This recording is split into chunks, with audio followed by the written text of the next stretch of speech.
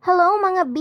Ako'y nagluto at gumawa ng meatballs. Yung isa po pang soup. And yung isa naman, syempre, i-dip natin siya sa ketchup. Ito na nga po yung ingredients ng ating meatballs. So, pork giniling, onion, mince, and of course, nilagyan ko din siya ng egg. Pero hinati ko siya into 2 portion kasi dalawang klase ang lulutuin ko. Yung isa, nilagyan ko ng salt. And yung isa naman is soy sauce. May soy sauce, nilagyan ko ng breadcrumbs. And doon naman sa isa, ay nilagyan ko ng all-purpose flour. Maarte.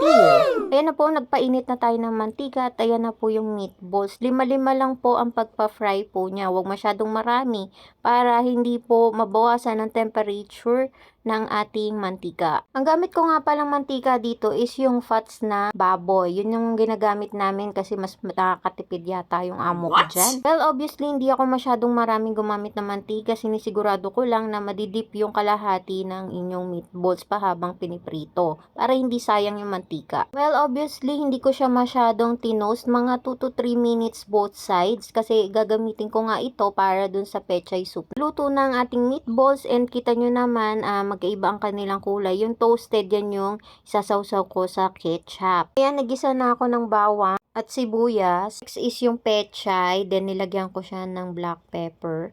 And then, lalagyan natin siya ng 3 cups of water for the soup. Nilagyan ko siya ng kaunting patis. Then, takpan at konting kulo lang is isunod na natin yung ating mienchen dahil wala naman tayong miswa. Yun na lang ang available at medyo nahirapan ako sa paghihiwalay sa kanila ha. Mienchen nga pala is salted noodles. Haluin lang saglit hanggang sa makover ng sabaw dahil mabilis siyang maluto bago natin ilagay ang ating meatball. Lagyan natin ng konting bechin pampaumami, halu-haluin at pakuluan ng at least 1 minute and voila! Ready to serve na! Let's eat! Unimokcha! Happy tummy!